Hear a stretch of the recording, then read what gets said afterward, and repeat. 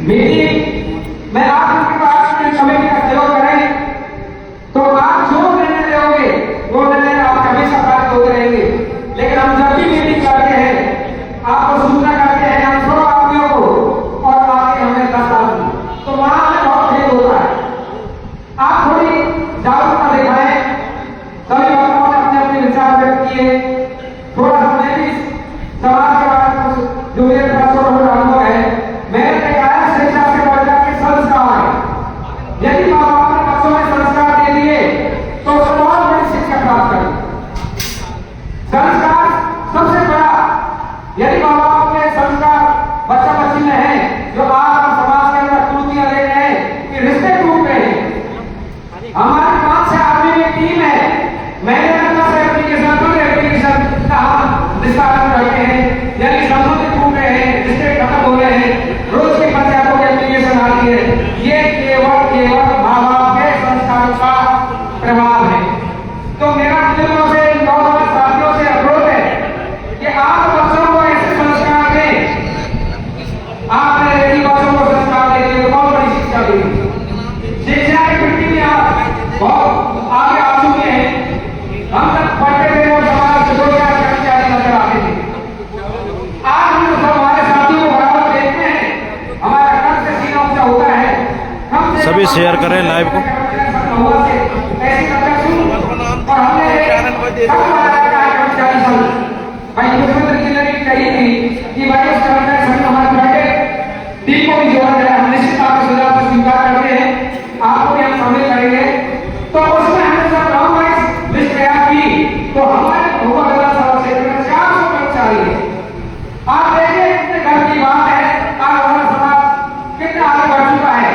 आप उनकी देखेंगे, आपके बच्चों की शिक्षा की शिक्षा में चाहे आपको कर्ज लेकर के बच्चों को पढ़ाया जाए, उस बच्चों को पढ़ाई पर आप खर्च करें।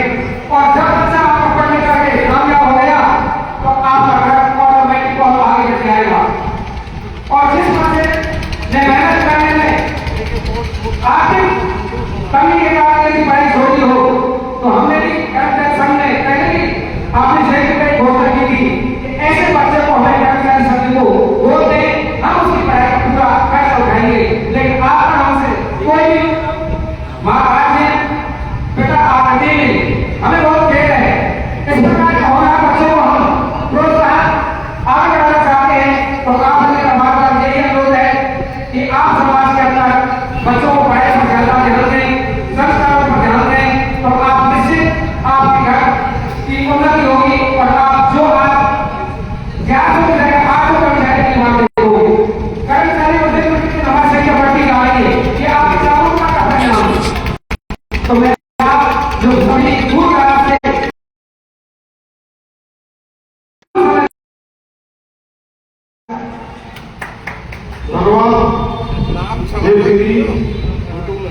आपने अपनी अनुवाणी से समाज सरकार को संबोधित किया और शिक्षा में प्रकाश किया। अब मैं कमेटी और पंजाब प्रदेश समझ आ रही है तो हम आपकी काफी है आवाज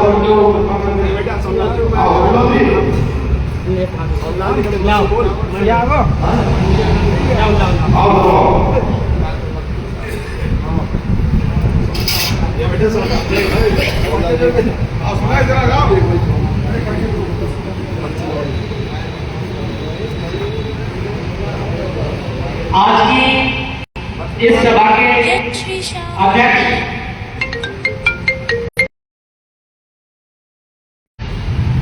जिस तरीके का माहौल और जिस तरीके की जागरूकता हमारी तहसील के आसपास के इलाकों में, तहसीलों में और जिले में चल रही है, उसी को लेकर के और एक अच्छी पहल महुआ तहसील की समस्त कार्यकारिणी द्वारा आज इस प्रांगण में आयोजित की जा रही है। बहुत हर्ष का विषय है। मुझे मेरा यह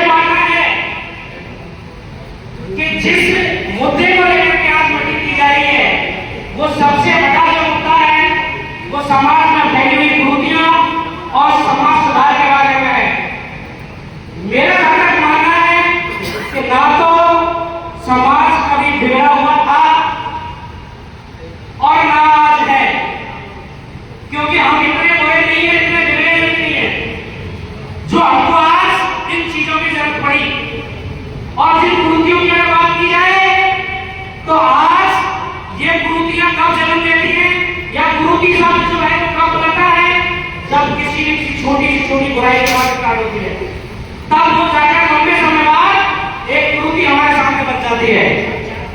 ये कुरीति क्यों बनी है, आज के युवा शायद इस चीज से परिचित नहीं है। जिस तरीके का माहौल पिछले 10-15 सालों में, 20 सालों में आज की इस युवा पीढ़ी को देखने को मिला है, और आसपास के तहसील और जिलों में ये मैसेज आ रहा है कि हमारा समाज कहीं न कहीं पिछड़ रहा है। पता नहीं ऐसा कहा जाता है या सुना जाता है कि एक परिवार जो है उसके पिछड़ने के पीछे उस परिवार का मुखिया का हाथ होता है।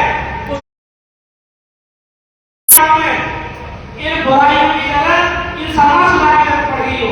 मेरा एक अलग से एक प्रस्ताव है कि जब तक हम तब तक मैं समझता हूं कि लोकसभा चुनाव के अंदर, नगर निकाय के चुनावों में हम नजदीक से देखा है। हमारे समाज के अध्यक्ष महोदय कोटा तक गए हैं, इन्होंने भी वहां के समाज की हालत का जायजा लिया है। समाज में उठे बैठे हैं, और मैं समझता हूं कि महुआ की जो कार्यवाही है वो पूरे महुआ तहसील नहीं, आसपास के तहसील और जिलों में भी रही है। वहां के हालात भी हम देखे होंगे। और मेरा जहां तक अनुमान है, आग्रह है, मैं जिस पर सोशल मीडिया देखता था, जहां भी समाचार पढ़ता था, वहां ये सुनाई देता था कि आज महुआ के फलाने गांव में हमारी समाज के साथ हो गया। उसका कारण क्या है? हम इतने जागरूक थे, हम यहाँ के लोगों के साथ थे जो चुनाव लड़ रहे थे, अपने साथ थे। ऐसी क्या दुनिया थी हमारे अंदर कि सबसे ज्यादा पटने में हमारा नाम था।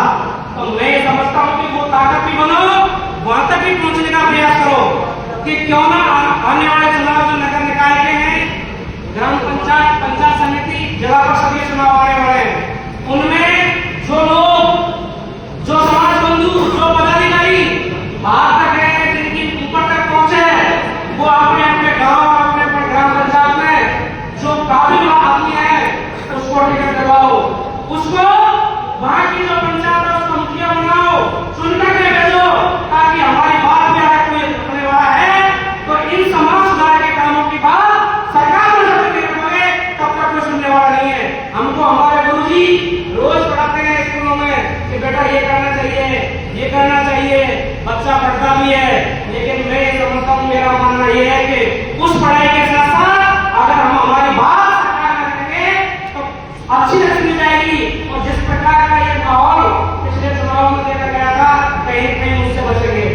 मेरा निवेदन यह है, पूरी समाज आकर बैठी है, अगर कोई व्यक्ति राजनीतिक पार्टी से बिलोंग करता है, पदाधिकारी है, उसको किसी न किसी, चाहे कोई सी भी पार्टी हो, उसने उसको पद दिया है, उसको वहां का किसी भी प्रकार का पदाधिकारी बनाया है, तो वो समाज की जात पर जाकर के वोट मांग सकता है पार्टी के नाते। लेकिन ऐसा नहीं है कि जिसको समाज का मुखिया बना दिया और वो समाज के बीच में जाकर के कह रहा है पूरा समाज आपके साथ है।